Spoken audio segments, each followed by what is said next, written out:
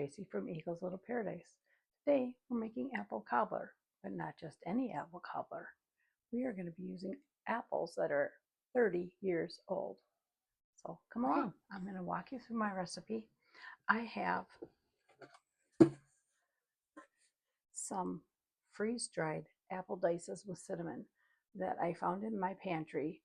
We moved into this house about 26 years ago, and I brought these with. So we're talking 25, 30-year-old apples. Were they any good? I opened them. They smell fantastic. So we're going to try cooking with them. So we're going to start with about 3.5 to 4 cups of the dehydrated apples. Freeze-dried. I should say freeze-dried. Anyway, I have already been soaking them. I used a ratio of about 1 to 1. So I have 3.5 cups. So I used about 1.5 quarts of water. And they've rehydrated nicely. Oh, smell-o-vision here. That smells like fresh apples with cinnamon. So I'm going to pour off this water. Let that drain a minute. And while that's draining, we're going to mix up the crumble topping. So that's my apples. I'll let those drain over here. And we're going to be using some of that water in the recipe. So I have magic of television here. I have my ingredients. First thing I'm going to do is preheat my oven to 350 degrees. And then I'm going to take a little bit of lard, just a little, and grease my pan. Now, you can use butter, you can use shortening, you can use a cooking spray, whichever you prefer. We make the lard ourselves, and we like to use it wherever we can. And this is a really great way to use it up. This is actually the back fat lard, so it works perfect for things like this. Right, that's all set. Let's get this out of the way. Set this aside. Oven's preheating to 350 degrees. Apples are rehydrated. We're going to start with our two-thirds of a cup. I'm going to add 1/4 cup of packed brown sugar. Light or dark, doesn't matter. And I'm going to add 1/4 cup of granulated sugar. Now I use raw sugar. You can use the white sugar. It doesn't matter. You can use all granulated sugar. If you don't have brown sugar, just add about a teaspoon of vanilla to it. Or you can make your own brown sugar with the white sugar and molasses. All right, so I've got those. And I'm going to add in 1 teaspoon of apple pie spice. Now, if you don't have apple pie spice, you can always use 1/2 teaspoon cinnamon, 1/4 teaspoon nutmeg, 1/4 teaspoon of allspice. All right, so now I'll finish just kind of blending this all together. And I'll just work on this until it's crumbly. I want it to be this about the size of a pea. Okay, if you don't have a pastry blender, you can do the same thing with a fork, or you can simply pinch it between your fingers and break up those chunks of butter and get those all covered in that flour mixture. Okay, we're going to set that aside. And into our baking dish, we are going to put our drained apples.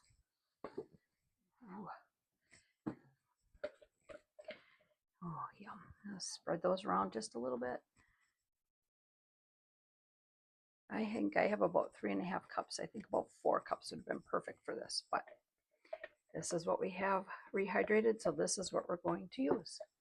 All right. Now remember I said we're going to be using some of that water. This is the apple water, and I need a measuring cup. I need about 1/2 cup of that. So I'm going to measure out 1/2 cup of that reserved water. Now this won't go to waste because I'm going to drink it. About 1/2 cup of the water back in there roughly. All right, a little less. I'm going to add that 2 tablespoons of brown sugar. Put that in there. And then I'm just going to give that a little bit of a stir. So I have the brown sugar, I have the apples, and I have that reserved water from draining them. This way, if they aren't all the way reincorporated with water, while they're cooking, they'll finish soaking that up. There we go. And then it will also add extra moisture to our crumble topping. Okay, so now we have that crumble topping. That just goes over sprinkles it over the top. If you want a crunchier topping, use less butter, more sugar. And again, that using the 1/4 cup of brown sugar and 1/4 cup of granulated sugar is going to give it a little bit of more of a crunchy top, like kind of like a cookie crunch. If you prefer a softer one, then by all means use all brown sugar. Okay, just pat that down slightly. I'm going to pop this in the oven at 350 degrees for 30 minutes, and we'll see you back here when it's done. Okay, it's been about 35 minutes. I checked it at 30, still needed a little bit more time. So it has been 35 minutes. Let's take it out of the oven and see what it looks like. All right.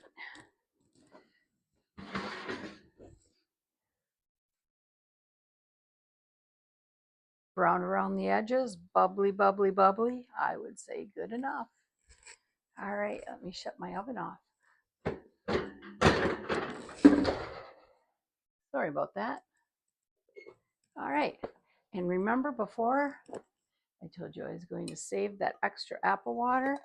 Well, I have it right here, and I'm going to put a couple ice cubes in it. But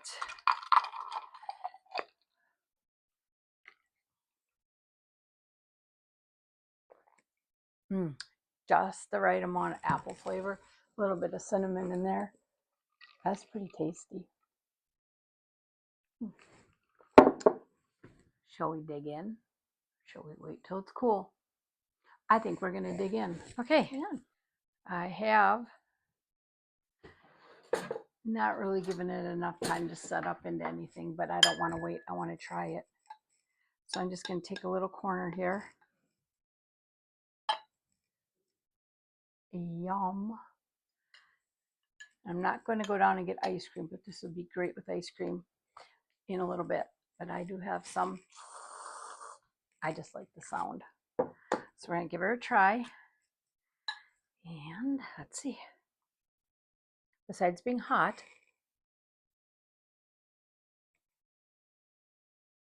you would never know if these were freeze-dried apples. They taste just like they were picked fresh out of the orchard. They're amazing. So 30-year-old freeze-dried food, give it a try. You might like it. Anyway, remember to listen to your heart and always follow your dreams. We'll see you next time.